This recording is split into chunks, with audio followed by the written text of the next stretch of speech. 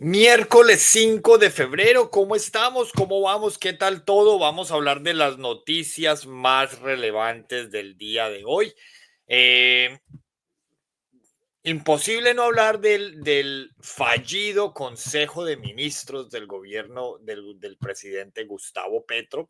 Bienvenidos a este nuevo programa de opinión. El día de hoy, una nueva versión. Este es nuestro programa número 33. Fiscalía estudiará nueva denuncia contra Benedetti por presuntos nexos con alias Pitufo. Oiga, el escándalo de Armando Benedetti y sus presuntos nexos con alias Pitufo es el enésimo episodio de corrupción que mancha al gobierno de Gustavo Petro y a su vez el enésimo episodio de corrupción que mancha el nombre de Armando Benedetti, hoy jefe de gabinete de Gustavo Petro. Confirmando lo que ya era evidente, el progresismo es un refugio de oportunistas y mercenarios políticos.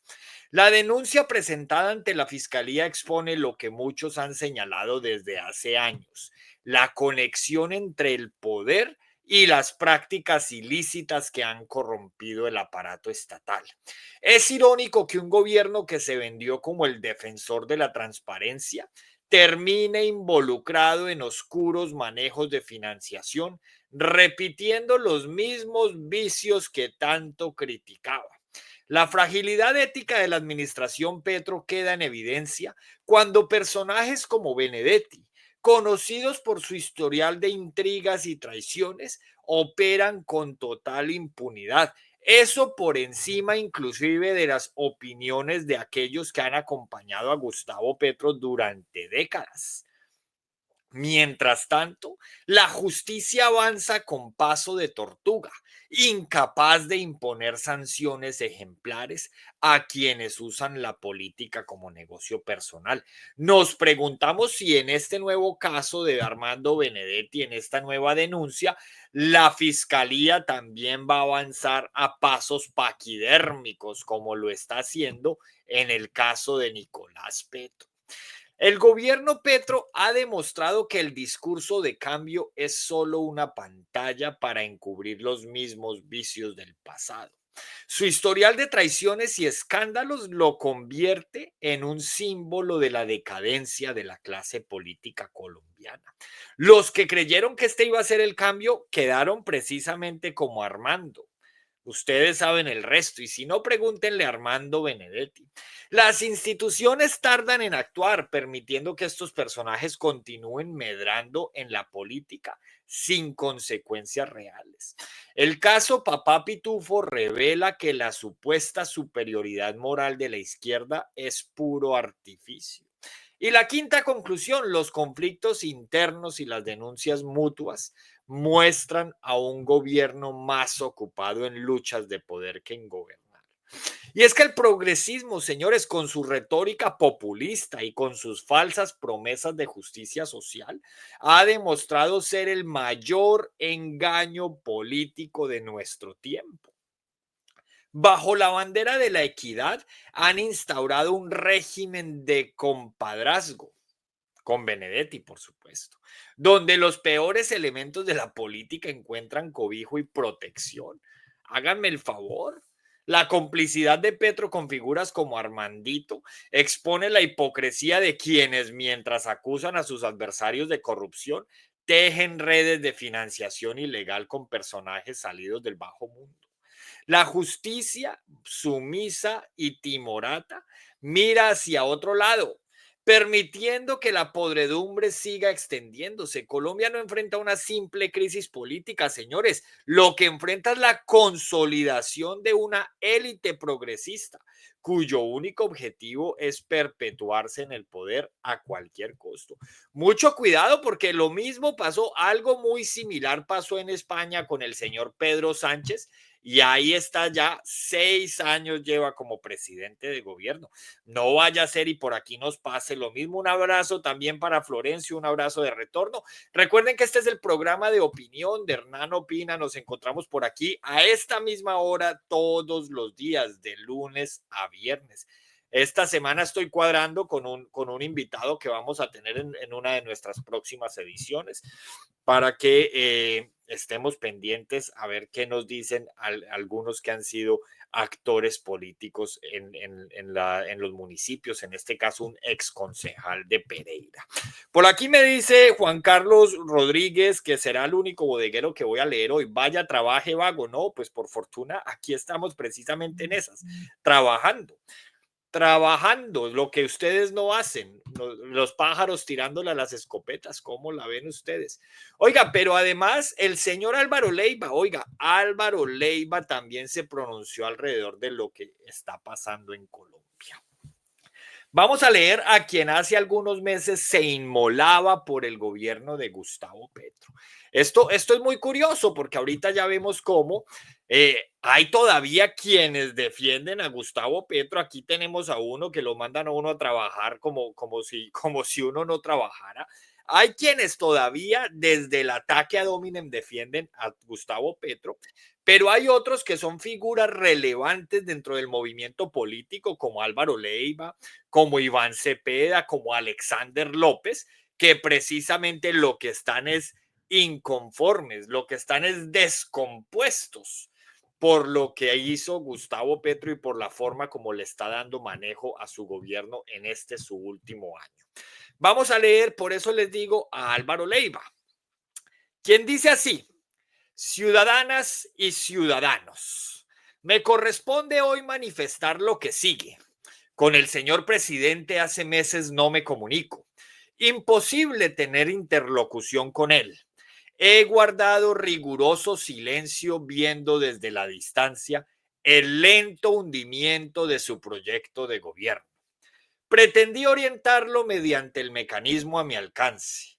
No puede él hacerme un solo reclamo, perdón. Muy a mi pesar, debo decir que por alguna razón viene perdiendo la capacidad de trazarle a la nación un horizonte ético. Me duele. Créanme que enfrentar la cruda verdad es harto, difícil, muy doloroso, pero necesario. Se respira un estado de descomposición. No invento nada. Claro ejemplo, la cruel telerrealidad, perdón, de ayer y el señalamiento que se le hiciera a algunas personas. La nueva ministra de Relaciones Exteriores, Laura Sarabia, carece de las condiciones íntimas personales. No quiero ser más directo en este momento. Y de los conocimientos necesarios y autoridad intrínseca para representar al país y para ser atendida con seriedad en el exterior.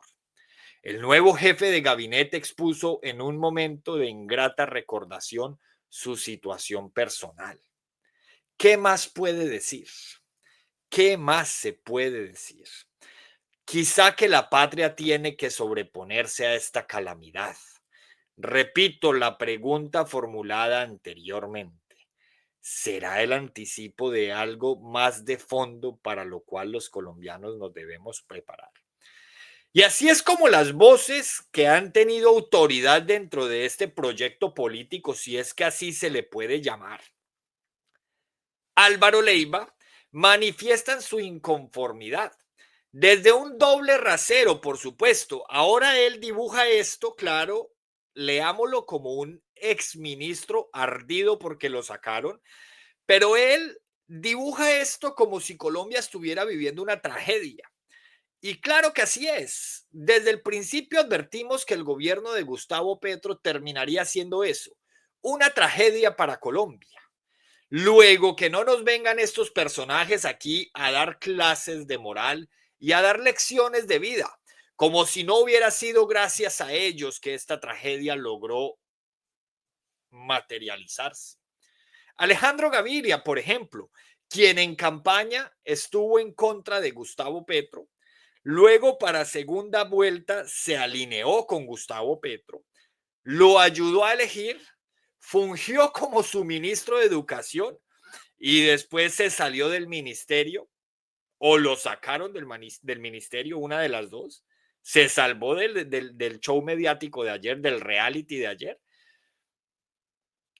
a hablar mal del gobierno. Eso es lo que no podemos creer. No podemos creer en esas caras como esa, como Jennifer Pedraza, como Catherine Jubinao, como Catherine Miranda, como Claudia López, que por un lado ayudaron a elegir este desastre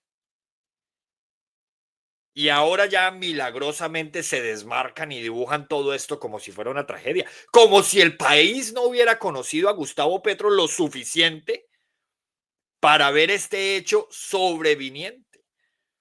No podemos caer en esos jueguitos semánticos que, entre otras cosas, están trazando desde los diferentes liderazgos políticos, como si aquí no supiéramos lo que está pasando, como si aquí no hubiéramos sabido ya lo que iba a pasar, señores. Por eso no podemos creer en estas voces. Vamos, por ejemplo, hablando del reality que nos instalaron ayer, por el cual ustedes no pudieron ver la programación de televisión que siempre ven, esa dictadura mediática que instaló ayer el gobierno Gustavo Petro, porque eso fue lo que hizo, se tomó los medios públicos y privados, se tomó la televisión nacional, tomada, para mostrarnos la hecatombe que vive su gobierno. Escuchemos a esta ministra que, entre otras cosas, fue una de las ternadas a fiscal. Eso tampoco se nos puede olvidar. No se nos puede olvidar que Petro pasó de no conocer a ninguna de las tres ternadas a tenerlas las tres metidas muy cerca a él en el Ejecutivo.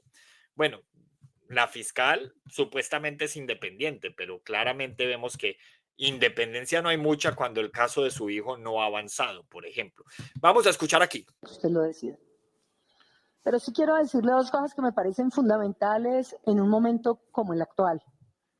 Y gracias a Dios interrumpieron la transmisión nacional, porque la verdad es un tema importante decirle que yo creo que podemos lograr la carretera, podemos lograr el acueducto, podemos lograr el compromiso que contaba Gustavo Bolívar.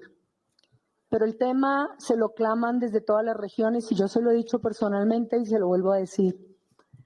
La población hoy está sintiéndose en una inseguridad permanente. Usted lo decide. Pero sí quiero decirle. Ahí vemos cómo la propia ministra de Justicia le dice a Gustavo Petro que el país y la población no creen en su paz total. Tuvo un lapsus la ministra porque creyó que el país no la estaba viendo y no la estaba escuchando. Algunos somos masoquistas y le metimos 6 horas de nuestra vida. Bueno, yo tengo que reconocer que ayer escuché con ustedes aquí en nuestro programa, pudimos ver gran parte del reality en directo. Y hoy muy temprano en la mañana, especialmente porque voy 5 horas por delante, escuché el resto, pero lo escuché con voz acelerada para que no fuera tan tormentoso escucharlo. Ese reality que nos pusieron. Por aquí Yadira Huitrago nos dice, deje de hablar tanta charlatanería. Pues yo no sé uno cómo habla charlatanería. Además de las que nombró en forma misógina. Fuimos 11 millones y más los que creímos en este culebrero. Bueno, por lo que veo, Yadira es una más de las que está arrepentida. Y si no, entonces la estoy malinterpretando en la lectura. Pero sí, fueron más de 11 millones, de los cuales ayer el presidente dejó claro que no todos son de izquierda y que a él lo eligieron personas de todas las orillas. Mucho cuidado porque aquí la lectura que se está haciendo es que Petro todas las semanas está saliendo con algo nuevo para ponernos a nosotros a hablar solamente de él, pero ojo, solo de lo que él quiere que se hable. Y claramente él y Benedetti, porque esa idea de transmitir el Consejo de Ministros muy seguramente viene de Benedetti, que es el que ahora le habla al oído, eh, era precisamente para qué es, para esto, para que se hablara solo de eso el día de hoy. Hoy nadie habló del catatumbo, hoy nadie habló del mierdero que está viviendo Colombia en sus diferentes escenarios, aspectos y ramas. Hoy solamente los medios, todos los medios radiales hablaron del Consejo de Ministros, del fallido Consejo de Ministros, del Consejo de Ministros con el que violaron la ley, porque recordemos que la ley dice que el Consejo de Ministros es reservado. Pero bueno, vamos a mirar qué tenemos por aquí. Hoy los petristas amanecieron en negacionismo, por supuesto. Era de esperarse. Algunos lo niegan, otros defienden y otros se desmarcan.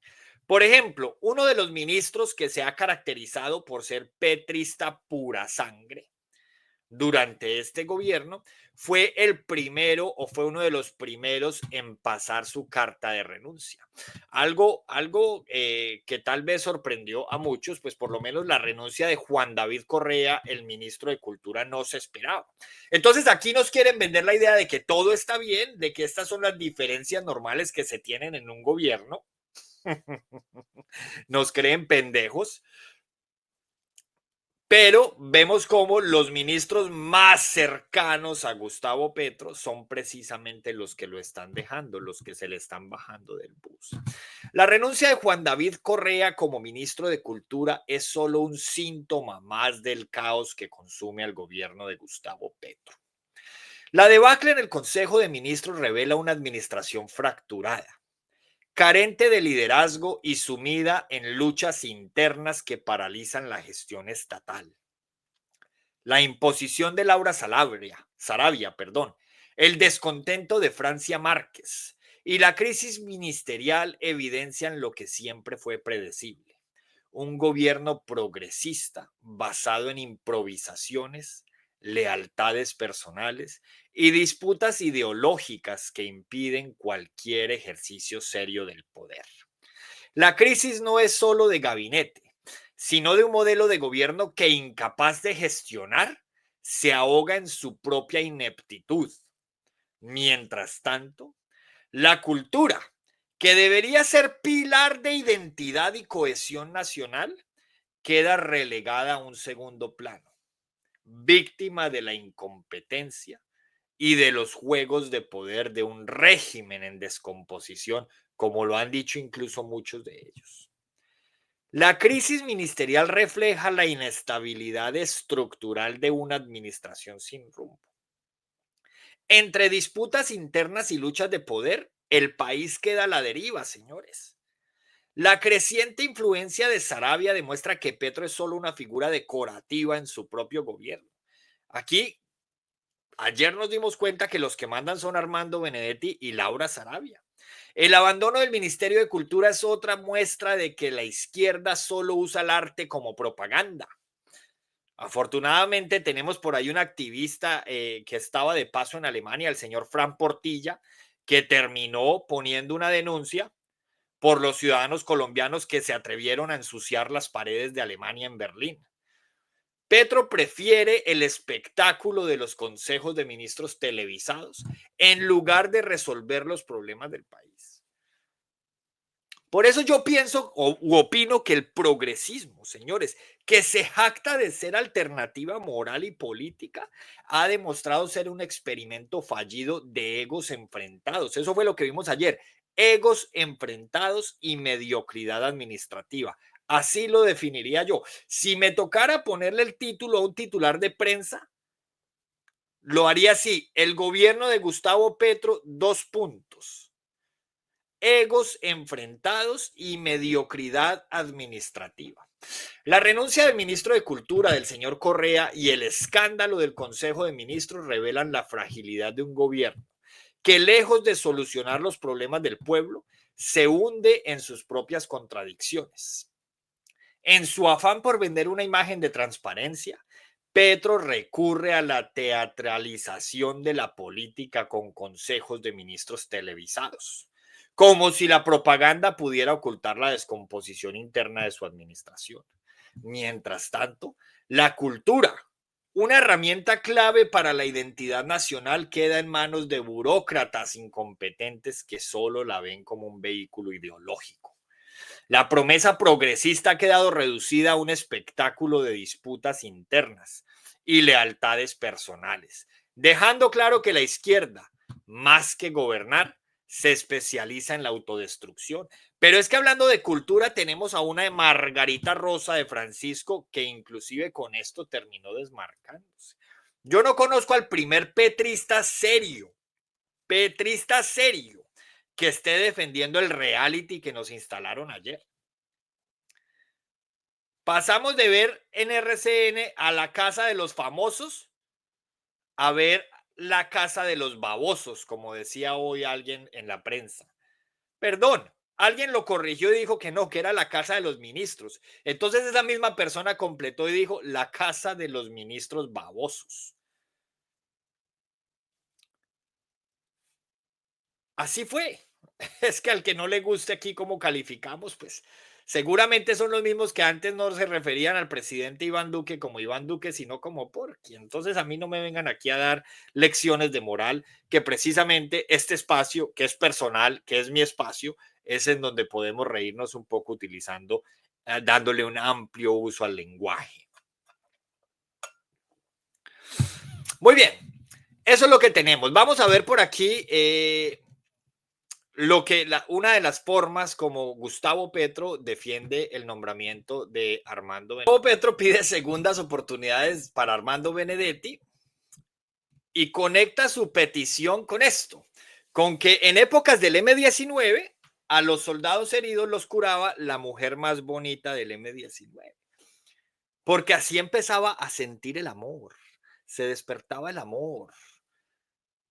Algo así como lo que se le despertó a Gustavo Bolívar cuando en pleno Consejo de Ministros dijo: presidente, yo a usted lo amo, presidente, y por usted lo que sea, presidente.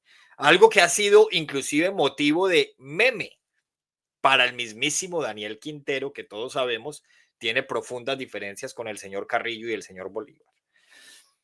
O sea, Petro, además de machista, está dando a entender que solo se despierta el amor con las mujeres que son bonitas. Ese mismo que nos da clases de filosofías nos va a venir a rotular a las mujeres entre bonitas y feas. ¿Es acaso ese el ejemplo que nos está dando? Es que por eso les digo, la peor incoherencia que tenemos en el país se llama Gustavo Petro. Esa es la peor incoherencia que tenemos en el país.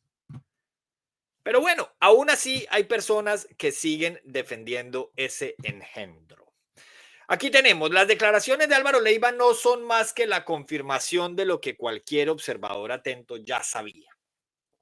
El gobierno de Gustavo Petro está en estado de descomposición, dicho por el mismo Álvaro Leiva, no dicho por quien les habla.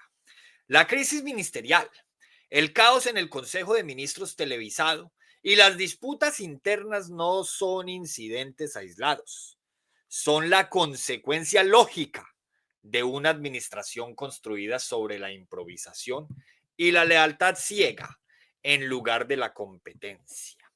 La designación de Laura Sarabia como canciller es un síntoma claro de este deterioro, donde los criterios de idoneidad han sido sustituidos por el amiguismo y la obediencia incondicional. La propuesta de renuncia de todo el gabinete no es una solución, sino un reconocimiento de que este gobierno ya no tiene dirección. Mientras los ministros se atacan entre sí, el país queda sumido en el desgobierno y la incertidumbre, pagando el precio de haber confiado en un proyecto sin estructura ni liderazgo. Oiga, la descomposición denunciada por Leiva es el resultado de un modelo de gobierno basado en la incompetencia.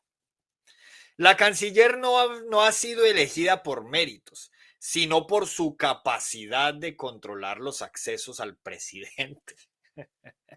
Por su capacidad para negarle citas al presidente con sus propios ministros. Pues ese parece ser el único logro de la señora, de la niña Sarabia, como le dicen algunos. Las disputas internas reflejan que la prioridad no es gobernar, sino sobrevivir dentro del caos. Como vimos ayer, porque citaron a un consejo de ministros para hablar sobre la situación del Catatumbo y sobre los decretos que se derivan del estado de conmoción que se decretó la semana pasada, y de eso fue de lo único que precisamente no se habló. Como dijo Armando Benedetti, sin saber que su micrófono estaba abierto, se tiraron el Consejo de Ministros. No, se lo tiró Armando Benedetti. Cualquier persona con 3 dedos de frente pasaría la renuncia al ver que el gobierno está implosionando por su culpa. Laura Sarabia también debería renunciar al ver que por su culpa se han causado estos malestares. Los que han acompañado a Gustavo Petro durante décadas se están desmarcando, porque quién sabe qué verdades tienen guardadas esos dos ángeles de la caridad, que Petro no se puede deshacer de ellos, como sí se ha deshecho, perdón, de otros muy cercanos a él, como Álvaro Leiva, por ejemplo, con quien ya hay un rifirrafe casado. El trino de Álvaro Leiva de hoy, que entre otras cosas fue de 4 párrafos, es el segundo trino en solo 3 días, en el que habla mal del gobierno del cambio. La promesa de cambio se ha convertido en un espectáculo grotesco de traiciones y luchas de poder. Cambiar nombres sin cambiar la esencia de este gobierno solo servirá para una cosa, señores, para perpetuar la crisis. El progresismo una vez más demuestra su inhabilidad para gobernar. Lo que Petro vende como transformación no es más que un reacomodo de ineptos e improvisados en posiciones clave, donde las decisiones responden a cálculos de lealtad personal y no a criterios de capacidad. La designación de Laura Sarabia es la prueba más clara de ello. Una burócrata cuya mayor habilidad no es representar a Colombia en el mundo, sino blindar el acceso al presidente operando desde las sombras. Las palabras de Álvaro Leiva confirman lo que ya es evidente. Este gobierno es un barco a la deriva, donde la lucha interna consume cualquier intento de gestión. Mientras los ministros se insultan y las sesiones de gobierno se convierten en reality shows televisados, el país sigue hundiéndose en el caos. El número de desplazados en el Catatumbo ya pasa los 50,000. Todo esto víctima de un progresismo que no solo es incapaz de gobernar, sino que ha convertido la política en un espectáculo patético. Ese es el resultado de lo que tenemos hoy gobernando a Colombia, señores. Es un triste resultado. Hasta Iván Cepeda, oiga, uno de los más fieles militantes de la izquierda, aunque Petro ya salió ayer con que este gobierno no era de izquierda. A eso hemos llegado. Yo creo que esa fue la sorpresa más grande. Por eso la ministra Gloria estuvo callada todo el rato en el Consejo de Ministros. Pues, ¿qué pensará ella que es del Partido Comunista, cierto? Salida de las filas de FECODE, entre otras cosas. Respaldo plenamente a Jorge Rojas, dice Iván Cepeda. La vicepresidente, las ministras y los ministros, así como los funcionarios de alto gobierno que están defendiendo con entereza nuestro proyecto político. Ojo, no al presidente. El problema no es el sectarismo, como lo dijo Gustavo Petro. Muchos hemos trabajado y logrado las alianzas que han hecho posible este gobierno y hemos insistido hasta la saciedad sobre la necesidad de construir un acuerdo nacional. El problema real es proteger el proyecto del oportunismo y la corrupción. Estas son las palabras de Iván Cepeda Castro, otro de los delfines de la izquierda, porque es que aquí nos hacen creer que salen de la nada y que se vuelven senadores y que llegan allá sin ser nadie. No, este señor es uno de los hijos del M19, como María José Pizarro. De manera que es un delfín más, pero todo hay que decirlo, es un señor Iván Cepeda que siempre ha guardado la coherencia con sus ideas. Algo muy diferente a lo que está haciendo Gustavo Petro. Recuerden, miércoles 5 de febrero de 2025, siendo las 5:35 de la tarde. Este es el programa de opinión de Hernán Opina. Si no han seguido mi canal, los invito a seguirlo para que sigamos llevando la opinión a más hogares. Por aquí le responden a Iván Cepeda, ¿cuál proyecto político? ¿Defensa de qué? ¿La destrucción de Colombia, acaso? Se atacaron unos a otros, solo incongruencias, no trataron ningún problema de fondo y cero soluciones. Como siempre, solo excusas. Qué dolor mi Colombia en manos de este proyecto. ¿Cuántos de acuerdo con Patti? Yo soy el primero. Eli dice, pero ustedes sabían de eso desde el principio, ¿por qué hasta ahora hablan? Venga, ¿y quién vota y vota por este que no hace sino vivir del Estado? No más. Colombia debe tener una ley que impida que esta gente y cualquier político, incluida la Cabal, siga indefinidamente. ¿Qué ha hecho usted por Colombia, señor Iván Cepeda? Y así cualquiera que vaya al mensaje de Twitter en el que Iván Cepeda hace su reflexión, pues podrá ver las diferentes comentarios que son muy poco positivos para él. Y así podemos ir por una cantidad de videos de precisamente de ayer del Consejo, del fallido Consejo de Ministros. Aquí tenemos a Margarita Rosa de Francisco, dice, sí, señoras y señores, fue doloroso ver esa reunión. No tengo mucho más que decir. Me voy a llorar. Adiós. Eso decía Margarita Rosa de Francisco el día de ayer. Vamos a ver por aquí, este sí vale la pena reproducirlo porque aquí nos dice Gustavo Petro la razón por la que Armando está a su lado.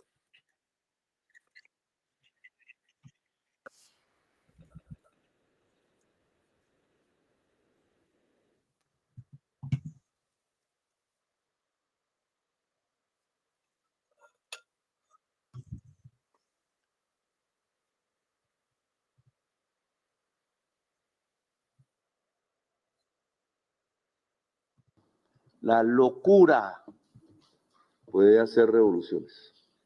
Vamos otra La vez. única razón por que Benedetti esté al lado mío es porque sí tiene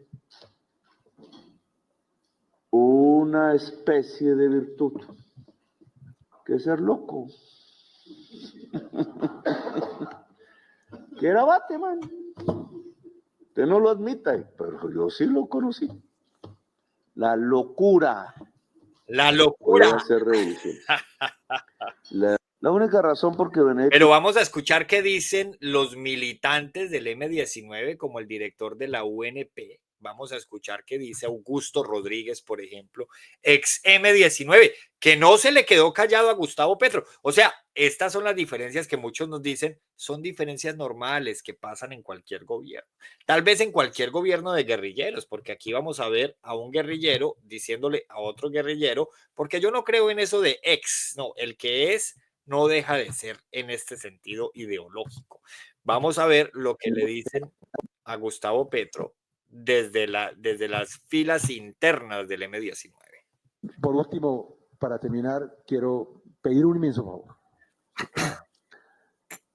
No acepto que se compare el señor Benedetti con Jaime Bateman, que lo pongan en el mismo. Jaime Bateman, el hombre caribe, el hombre limpio, el hombre transparente, el hombre alegre, que nos enseñó a luchar con alegría. La revolución es una rumba. La revolución es el sancocho nacional. Nos habló de la coherencia. Y yo estoy pidiendo en ese momento coherencia.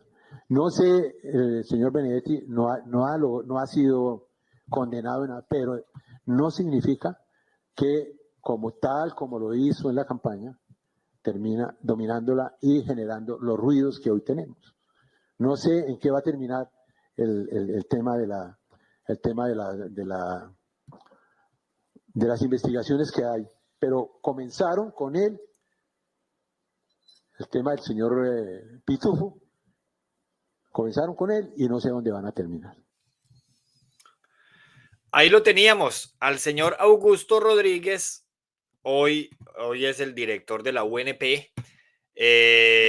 alzando una voz de protesta porque el presidente se atribuyó a poner al difunto Bateman o Batesman, como le dice Petro, al nivel de Armando Benedetti. Y no solamente el malestar es de Augusto Rodríguez, no, hay muchas personas molestas con Petro por haber puesto a un ideólogo como Bateman en las filas del M19, que recordemos hace poco estábamos escuchando aquí la entrevista que le hizo el senador del Centro Democrático al ex FARC, y el ex FARC nos contaba cómo precisamente fue Bateman el que lo convenció de enfilarse en la guerrilla. De ese calibre estábamos hablando. Entonces, así como dice cuento, que entre el diablo y escoja. No se sabe quién es peor, si Benedetti o Bateman. Pero a los ideólogos de la izquierda, pues les molestó mucho que Petro, además de respaldar a Benedetti, de pasar de meter la cabeza por Benedetti a meter la cabeza con Benedetti y dejarla adentro, pasar de eso a poner a Benedetti al nivel del señor Bateman. Pero aquí no termina todo. Escuchemos, este es un, si vemos por aquí, esto lo cita la prensa española, EDATV, donde entre comillas dice la cocaína es ilegal porque la hacen en América Latina, y debajo coloca las palabras del presidente Gustavo Petro. O sea, de esta manera es como nos ven en el exterior, ¿cierto? Que es, me parece pues a mí muy, muy grave. Pero eso no es todo. Vamos a ver los desplantes que le hacía Petro al ministro de Educación y lo que dijo Petro alrededor de la cocaína en una desafortunada comparación entre la cocaína y el whisky. Y entonces la cocaína es ilegal porque la hacen en América Latina, no porque sea más mala que el whisky. Presidente, póngame un poquito de atención, por favor. Porque mire... Se queda callado porque no le pone cuidado. Tuvimos un vuelo de Panamá hace 2 días, nadie de Prosperidad Social se hizo presente. No es verdad, presidente, eso no es verdad. Teníamos 3 funcionarios allá. Laura está mintiendo, presidente. Está hablando el presidente. Su decisión. Muy bien, pasamos de silencio que está hablando el presidente a respéteme que soy la vicepresidente. Solo faltó decir, usted no sabe quién soy yo. Pise blandito, mijito, porque usted no sabe quién soy yo. Eso fue una combinación de un episodio de Betty la Fea con un episodio de La Vecindad del Chavo, con otro episodio de La Casa de los Famosos, pero con el nuevo nombre, La Casa de los Babosos, y así por el estilo. Ese fue el Consejo de Ministros, pero ¿cómo les parece? No, pues ustedes se imaginan uno llamando a la hija, mi amor, ¿qué estás haciendo? No, papito, pues aquí dándome un pase, porque como el presidente dijo que la cocaína era menos dañina que el whisky. O sea, ¿ustedes qué prefieren? ¿Que sus hijos le digan que se están tomando un whiskycito con unos amigos o que se están dando un pasecito con unos amigos? Eso es lo que el presidente está mandando a hacer con esos comentarios. Pues aquí las cosas como son. Pero no solo eso, o sea, no solo el whisky es más dañino que la cocaína. Le faltó decir que el whisky es más dañino que la cocaína porque se hace en Escocia. Porque como la cocaína es ilegal porque se hace en Latinoamérica. Pues lo dijo el presidente de Colombia, no lo dije yo. Ojo, yo aquí estoy tomando las palabras del presidente de Colombia. Y así estamos. Vamos con la siguiente noticia del día porque no podemos dedicarle todo el tiempo al mismo tema. Oiga, ante riesgo de apagón, Procurador El Hach reclama acciones urgentes para garantizar el abastecimiento de energía. La amenaza de un apagón nacional no es un accidente ni una sorpresa. Es la consecuencia directa de la incompetencia progresista que ha llevado al país al borde del colapso energético. Durante años, el gobierno de Petro ha priorizado la demagogia sobre la gestión responsable, como lo pudimos ver ayer en la Casa de los Babosos, desmantelando sectores estratégicos en nombre de una agenda ideológica que desprecia la estabilidad económica. Ahora, con el sistema de subsidios convertido en una bomba de tiempo y la deuda estatal asfixiando al sector energético, el país enfrenta una crisis que pone en peligro el bienestar de millones de ciudadanos. Las palabras del procurador Gregorio El Hach reflejan una verdad innegable. La falta de previsión ha llevado a Colombia a depender de soluciones de última hora. Pero ya es tarde. Cuando un gobierno administra la energía con la misma negligencia con la que maneja la economía. El resultado inevitable es la oscuridad literal y figurada. Esto lo saco luego de leer la nota, la nota que se titula Ante riesgo de apagón, Procurador El Hach reclama acciones urgentes. Y es que la crisis actual es el resultado de políticas irresponsables y una gestión desastrosa. En lugar de fortalecer el sector, el gobierno lo ha endeudado hasta el colapso. Las mesas de trabajo y los discursos no encienden las luces ni pagan las deudas del sector. Mientras Petro juega a la revolución, el país se enfrenta a un apagón por falta de gestión. Sin planificación ni inversión seria, Colombia se encamina al desastre energético. Esta es la realidad. No las cifras amañadas que nos quieren vender. Ahora resulta que todos los indicadores del gobierno Petro son positivos porque los comparan con las cifras de 2022, omitiendo, como bien lo recomendaba el señor Joseph Goebbels, omitiendo la información más importante, y es que las cifras de 2022 son el resultado de un año pospandemia, en el que apenas empezaba la recuperación económica y por lo tanto la recuperación de los diferentes sectores de la economía.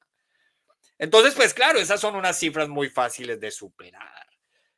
Pero cuando se les pide que superen cifras prepandemia, en las que Colombia ya estaba de por sí de rumbo a la debacle, aquí nadie está diciendo que antes de la pandemia estábamos bien. Lo que pasa es que ahora Petro demostró, cuando creímos que no podía ser peor, que sí puede ser peor.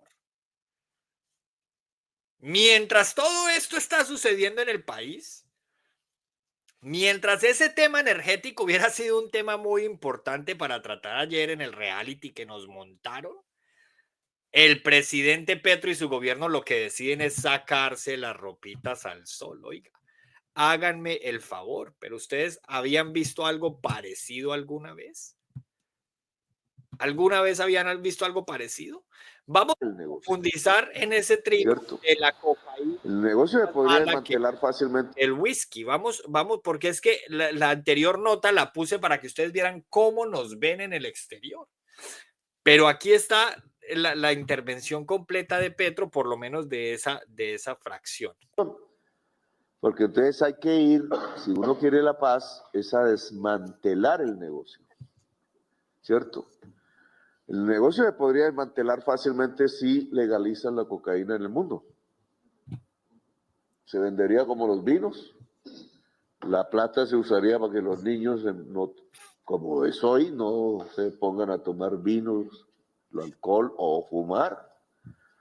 Más o menos, en Colombia más o menos hemos tenido éxito en eso. Ahora los vapeadores, que son peores que el cigarrillo, están retomando la iniciativa, son legales. Y entonces la cocaína es ilegal porque la hacen en América Latina. No porque sea más mala que el whisky. Eso los científicos analizan. La cocaína no es más mala que el whisky. Y lo que sí le cayó a Estados Unidos, que es el fentanilo, eso sí los está matando.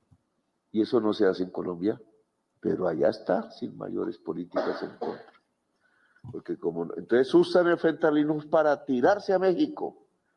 Y el fentanilo apareció siendo una droga de farmacia de las multinacionales norteamericanas que le empezaron a entregar ya para hacer negocio. Y los señores que consumían eso se volvieron adictos porque es adictísimo y mata. Ahí lo tenemos. La cocaína es menos mala que el whisky, perdón. O sea, no se asusten si ustedes llaman a su hijo o su hija y les dicen que en vez de tomarse un whiskycito se están dando un pasecito, porque el presidente de Colombia dijo que la cocaína era menos mala que el whisky. Ya ustedes me dirán si prefieren que su hijo se tome un whisky con los amigos o se dé un pase con los amigos. En eso estamos, señores. Así nos ve hoy el mundo. Así nos ve hoy el mundo. Pero aquí lo que hay que decir es que la estrategia es clara. Lo que quieren es que hablemos de ellos, para bien o para mal, pero que hablemos de ellos. Mientras los temas de verdad importantes se descuidan en el país. Oiga, las declaraciones de Gustavo Petro sobre la escombrera no son más que otro episodio de su obsesión por reescribir la historia a su conveniencia. En el polémico Consejo de Ministros, el presidente utilizó un tema doloroso como arma política, manipulando los hechos y otorgando méritos inmerecidos a su aliado Daniel Quintero. La realidad es clara, Quintero no inició las excavaciones, no facilitó el proceso y por el contrario, su administración fue obstáculo para la búsqueda de la verdad. Petro, en su afán de victimizarse y construir un relato sesgado, ignora los esfuerzos reales de administraciones anteriores y tergiversa las fechas y los responsables de los hallazgos. Así como quienes dicen que uno de los cuerpos que se encontró, que la JEP ya dijo que dateaba de junio, si no estoy mal, de 2002, olvidan que el cambio de presidente se hizo el 7 de agosto y no en junio de 2002. Pero como quiera le quieren poner un apellido a estos muertos de la escombrera. Esta estrategia no es nueva. El progresismo se sostiene sobre el engaño y la manipulación de la memoria histórica para justificar, señores, su incapacidad de gobernar. Mientras tanto, el país sigue sumido en el caos con un gobierno que prefiere la propaganda a la gestión. Es lamentable que ayer hayamos visto que se prefiere y que se prioriza la propaganda sobre la gestión. Mientras en el Catatumbo hay más de 50,000 desplazados, estos desgraciados que tienen seguridad privada, que tienen medicina prepagada, que tienen regímenes especiales en muchos sentidos, que tienen viáticos, que tienen millonarios sueldos, se dedicaron 6 horas a pelear como si fuese un cara a cara de protagonistas de novela por la televisión nacional. Es lamentable. Es una burla con el país, señores. Eso no tiene otro precio, otro nombre, perdón. Es una burla con el país. Lo que nosotros vimos ayer es una burla, pero lo peor es que la gente esté defendiendo lo que pasó ayer. Que Gustavo Petro haya defendido cuando compartió la imagen con la ubicación del ELN. Si lo defiende, entonces, ¿por qué borró el trino? Esa es la pregunta que nos tendríamos que estar haciendo. ¿Por qué borra el trino si supuestamente no cometió ningún error? Pero además no se nos puede olvidar que así fue como empezaron las cosas en Venezuela. De la misma manera, haciendo transmisiones muy similares a las que conocimos ayer. Gustavo Bolívar pelea con Laura Sarabia en público y silencio que está hablando el presidente. Lo de ayer no tiene precedentes, pero no tiene precedentes por una razón, porque no está respaldado por la ley. Porque la ley dice simple que los consejos de ministros son reservados. Vamos a ver qué le dijo la ministra Mohamed, que es otra de las fieles petristas, a quien debo reconocer me conmovió un poco porque se le quebró la voz. Es que si ustedes y yo sentimos la impotencia que sentimos ante la verborrea de este inepto que tenemos como presidente, que entre otras cosas reconoció que de 195 promesas no se han cumplido ni siquiera 50. Pero ojo, no asume responsabilidad. Le echa toda la culpa a sus ministros. Lo que él hizo ayer con sus ministros fue humillarlos públicamente ante el mundo, porque entre otras cosas estaba siendo transmitido por YouTube. Hoy en día, yo de hecho, por ejemplo, a miles de kilómetros de distancia lo pude ver en vivo, pude ver la repetición y lo pude volver a ver para preparar el programa de hoy. Vi 3 veces cómo los ministros de Gustavo Petro fueron humillados por su padre político, por el mismo Gustavo Petro. Y hay unos que manifestaron inconformidad, como vamos a escuchar aquí a la señora Susana Mohamed, diciendo que no se podía sentar en la misma mesa como Armando Benedetti, pero se quedó ahí sentada 6 horas, porque es que son una incoherencia desde que empiezan hasta que terminan. ¿Es un migrante? No, por fortuna no soy un migrante, Johnny. Por fortuna no soy lo que sería usted por fuera. Entonces, vamos a escuchar a Susana Muhammad mientras vemos cómo tratan de atacarlo a uno sin conocerlo. Vamos a escuchar aquí a Susana. Hemos sido honestos y se robaron el agua de la Guajira, pero hemos sido honestos. Ese es el concepto de honestidad que tiene. En la intervención, Francia Márquez dijo que estaba mamada, cansada. Uno, de que la seguridad del país estuviera mejor en el gobierno anterior. Y dos, de la corrupción en este gobierno. Escuchen, lo dijo Francia Márquez. No me ataquen a mí, vaya, atáquenla a ella. Tranquilos que si ustedes que son de izquierda van y atacan a Francia, nadie les va a decir racistas por atacarla. Como yo me estoy riendo de Francia en estos momentos, seguramente me van a decir racista. Pero Francia Márquez dijo que las tías se escondían debajo de la cama mientras escuchaban tiros y la llamaban para que las ayudara. Pero que además la gente le decía que la seguridad del país estaba mejor en los gobiernos anteriores. Y que este gobierno era un nido de corrupción, que ella estaba cansada de la cantidad de corrupción que se estaba viendo en este gobierno.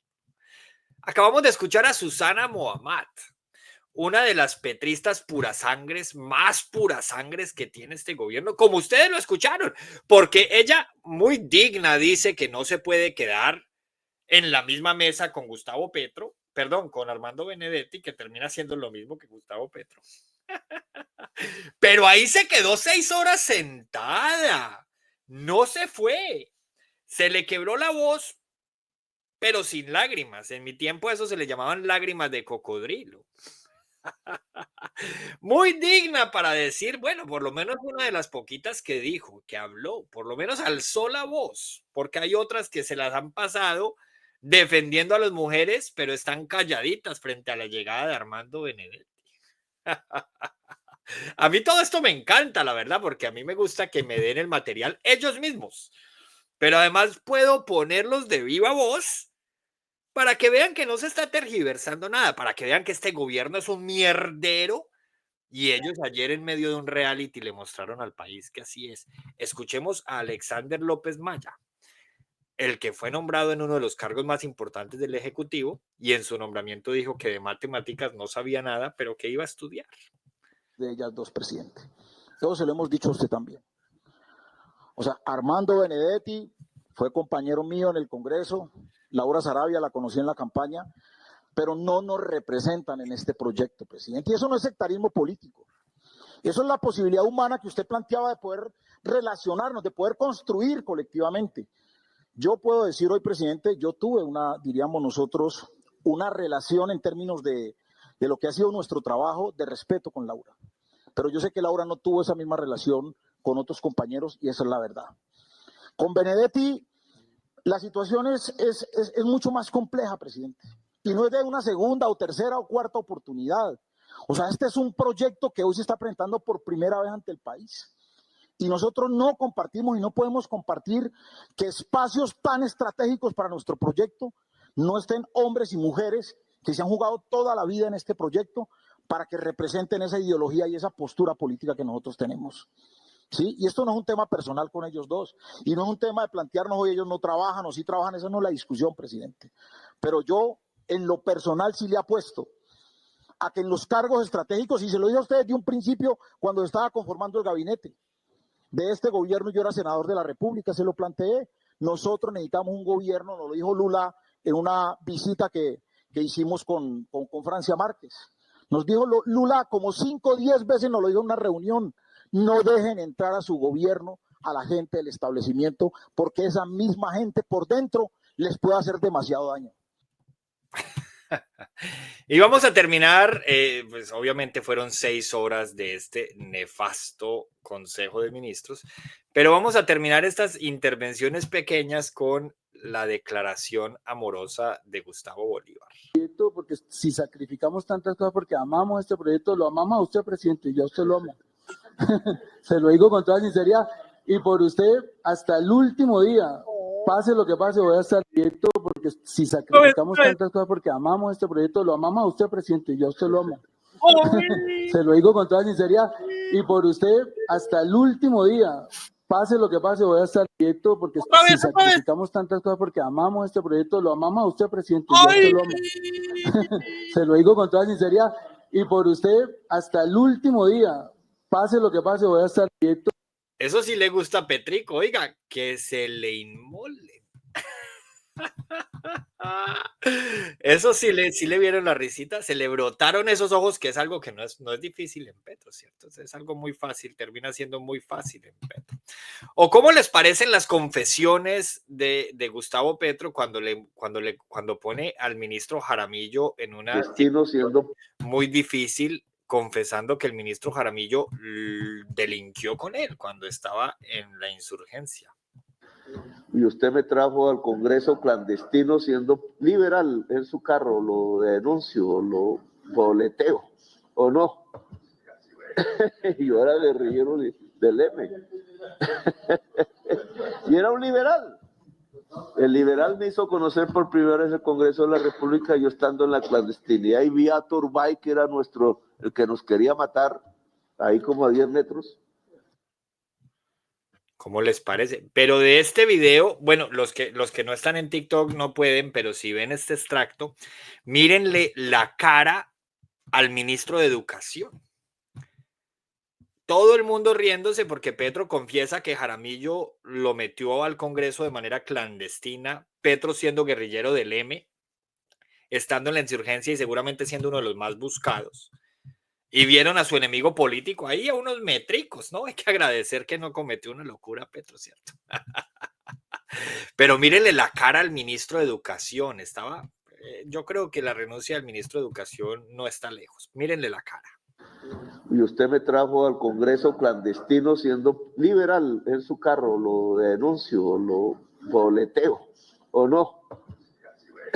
Y yo era guerrillero del M. Mírenle la cara, parece un niño regañado, pero ¿no les parece? Ahí se los pausé para que lo puedan ver, los que me ven por Twitter, los que me ven por Facebook, por YouTube, @HernanOpina. ¿Sí ven ustedes la cara del ministro de Educación? Mientras el ministro Jaramillo se puso rojo por las confesiones del presidente. Todo el mundo que lo creía el congresista perfecto en aquella época. Y mírenle la cara. Todo el mundo riéndose por el buen chiste del presidente, ¿cierto? Es un chiste que lo deja él muy bien parado. No, pues es que fue guerrillero. Y mírenle la cara al ministro de Educación. Eso se ve que hay un ambiente laboral, una chimba. Y era un liberal.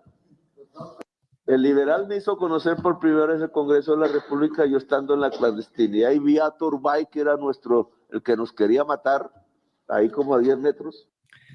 Y así fue como un día cualquiera, por ahí, un 4 de febrero de 2025, el país conoció que lo que muchos decíamos no era mentira.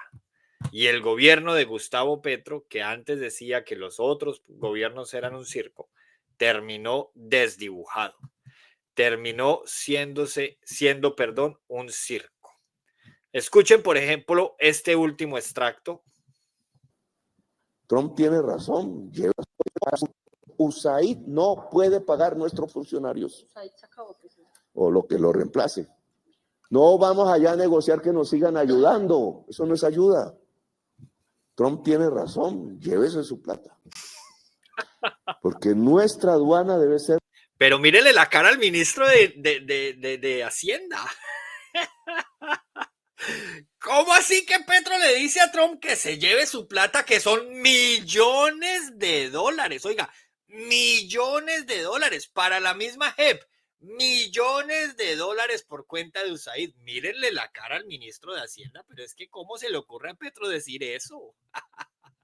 Si es que Trump ni siquiera necesita que le traduzcan porque el señor Marco Rubio habla español. De nacional. Mírenlo, ahí se las puse en una mejor toma. ¿Sí lo están viendo los que están en YouTube, en Twitter, en Facebook? Que se lleve su plata porque no nos interesa esa plata. Pues pueden ser muy millones de dólares. Está llorando porque le faltan 12 billones al presupuesto, pero está diciéndole a Trump que se lleve los billones de pesos que ellos le ponen a Colombia. Nacionales colombianos. Mírenle la cara al ministro de Hacienda. Oiga, no, es que de verdad esto fue una comedia. Mírenle ahí la vueltica, pónganle cuidado. Con dinero colombiano público. Ay, no. Igual el ejército, ministro de la Defensa. La policía. USAID no. Muy bien, ese era el último extracto que les ponía. Ya hemos compartido las noticias del día de hoy, pero antes de terminar, quería leerles, por aquí tenemos algo que nos preocupa mucho y es un artículo titulado Petro no quiere fracking para Ecopetrol, pero ese negocio ya representa el 13% de su producción.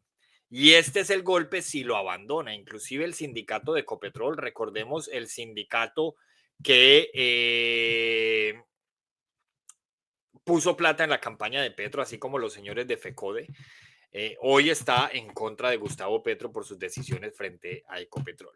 El presidente colombiano insiste en que Ecopetrol abandone el fracking en Estados Unidos, poniendo en jaque su producción y desatando críticas en el sector petrolero.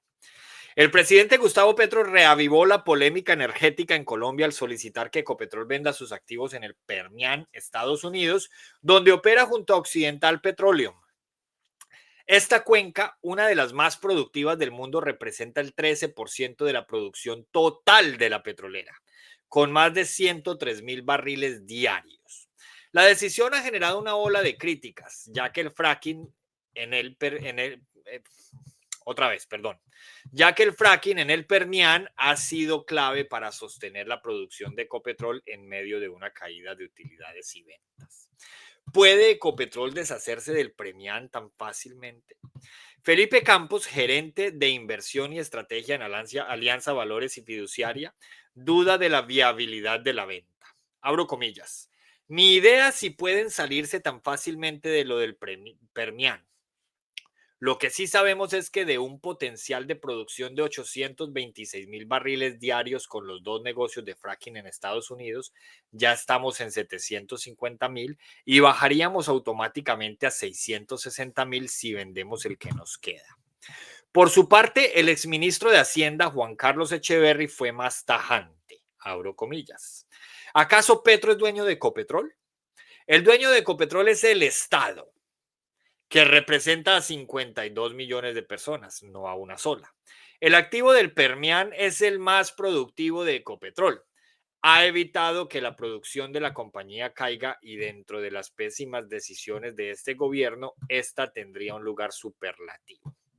Lo paradójico es que apenas el 3 de febrero, Ecopetrol había anunciado la extensión de su alianza con Oxy en el Permian, con planes de invertir 880 millones de dólares para perforar 91 pozos entre 2025 y 2026. Además, la petrolera dejó abierta la puerta a extender aún más la operación según condiciones de mercado. Incluso el sindicato de Ecopetrol, salió al paso a rechazar las declaraciones del presidente Gustavo Petro y advirtió que la inversión de Ecopetrol en la cuenca del Permian para la exploración mediante fracking se inició en 2019 y que de sustraerse de continuar en ese negocio podría generar consecuencias negativas tanto para la empresa como para el país. Abro comillas, escuchen bien la cifra. Perderíamos 4.200 millones de dólares que se han invertido y se extraerían 100,000 barriles al día menos de las cuencas de Ecopetrol, que equivalen al 13% de la producción total, afirmó el sindicato. Además, el sindicato alertó que vender en estos momentos impactaría negativamente el valor de la empresa porque pierde reservas e ingresos. El sindicato también enfatizó en la necesidad de explorar en el país para garantizar la autosuficiencia y financiar la transición energética. Abro comillas. Era obligatorio prorrogar el contrato para garantizar el retorno de la inversión y el valor en la acción de Ecopetrol. No olvidemos que este mismo sindicato que hoy se opone fue el que no solamente ayudó a elegir a Petro, sino que puso plata en la campaña. Es una de las razones por las que el candidato Gustavo Petro está enredado por superar topes, presuntamente. Golpe a las finanzas de Ecopetrol. La posible salida del Permian llega en un momento delicado para la empresa. La empresa registró en el tercer trimestre de 2024 una caída en ventas del 1,5% y una contracción del 14,7% en su utilidad neta. Eso, cuando hablamos de los millones que se habla en Ecopetrol, es un porcentaje muy significativo. Pasando de 5,9 billones a 5,1 billones con B. Las ganancias para los accionistas también cayeron el 28,3%. Estos números reflejan un problema de fondo. El fracking ha sido el salvavidas de Ecopetrol en los últimos años. Por ejemplo, en el segundo trimestre de 2024, la producción diaria de la compañía alcanzó 758,000 barriles, de los cuales el 13% provino del Permian, registrando un crecimiento del 67% en esa región. Sin ese aporte, la producción de Ecopetrol habría caído drásticamente. Este no es el primer golpe del presidente a la estrategia internacional de Ecopetrol. Hace solo unos meses, Petro vetó el proyecto Oslo, una adquisición clave con la que la petrolera buscaba comprar el 30% de Crown Rock, una compañía de Oxy, por 3.600 millones, ojo, de dólares. Esta operación habría aumentado la producción de Ecopetrol en un 15%, pero Petro la echó para atrás, fortaleciendo sus reservas y mejorando su rentabilidad. El veto generó malestar en la industria y llevó a Vicky Holub, CEO de Oxy, a romper el silencio, abro comillas. Trabajamos en ese acuerdo desde marzo hasta la semana pasada y pensábamos que estaba listo, pero el presidente Petro no lo aprobó. Ha dejado claro al mundo que es antipetróleo, antigas, antifracking y anti-Estados Unidos. La incertidumbre sobre el futuro del fracking en Ecopetrol ha puesto en alerta a inversionistas y analistas. La decisión de Petro de abandonar el Permian no solo impacta las finanzas de la compañía, sino que también envía un mensaje claro sobre su política energética. Y en esto estamos con la situación con Ecopetrol. Recuerden que este es el programa de Hernán Opina. Hoy es miércoles 5 de febrero y nos vemos mañana con las noticias del día y, por supuesto, con más cobertura sobre el reality show que nos instalaron el día de ayer en la casa de los ministros babosos, como les dijo hoy un periodista. Recuerden, si no han seguido mis cuentas, me pueden encontrar a través de Hernán Opina en todas las redes y @hernán.tena en Instagram. Muchas gracias y nos vemos mañana.